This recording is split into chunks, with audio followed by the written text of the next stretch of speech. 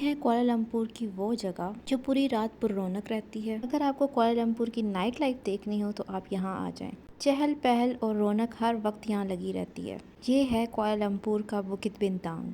कोई भी Malaysia Kuala Lumpur घूमने आए और इस जगह ना आए तो उसका ट्रिप अधूरा है। और वीकेंड्स पे तो यहाँ इतना रश होता है कि ट्रैफिक भी जैम होती है। यहाँ पे आपको खाने पीने के लिए बहुत कुछ मिल जाएगा। शॉपिंग के लिए बहुत सारे मॉल्स हैं यहाँ पर।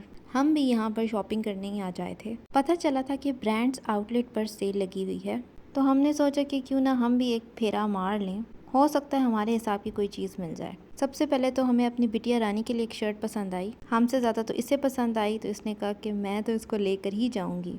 उसके बाद हम लेडीज़ सेक्शन में आए और मैं यहाँ अपने लिए कुछ टॉप देखने लगी, बट मुझे कोई ख़ास पसंद नहीं आए टॉप्स। वो होता है ना, कोई एक चीज़ पहली नज़र को भा जाए, ऐसा मुझे कुछ नज़र नहीं आया था और कोई ख़ास मूड भी नहीं था कि मैं कुछ ख़रीदूँगी। तो इसलिए फिर हम लड़कों वाले सेक्शन में चले गए, क्योंकि इनको तो ख़ासो आम पहनने के लिए टी शर्ट्स चाहिए ही चाहिए होती हैं। इसके अब्बा शॉपिंग में मसरूफ़ थे और मैं इसको देख रही थी, क्योंकि कभी ये कहीं छुप जाती थी कभी कहीं, और यहाँ इतना रश था कि मुझे डर लग रहा था कि ये गुम हो जाएगी। वापसी पे आते आते हमें एक शॉप नज़र आई जहाँ पे स्टफ़ टॉयज़ पड़े थे। लग तो बहुत प्यारे रहे थे, लेकिन तौबा इतने महंगे थे।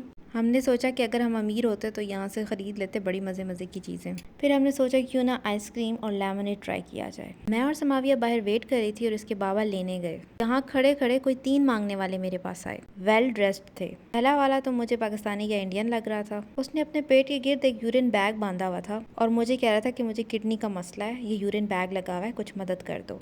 फिर एक बंदा आया जो फ़लस्तीन का नाम लेकर मांगने लगा। वो बंदा तो वेल ड्रेस्ड था, मुझे तो बिल्कुल वो लग ही नहीं रहा था कि मांगने वाला है। हमसे ज़्यादा अच्छी ड्रेसिंग तो उसने की हुई थी। खैर मैंने उसको कहा कि भैया मेरे पास कुछ भी नहीं है तुम्हें देने को, तो आप जहाँ भी चले जाओ ना, मांगने वाले आपके पीछे पीछे होते हैं।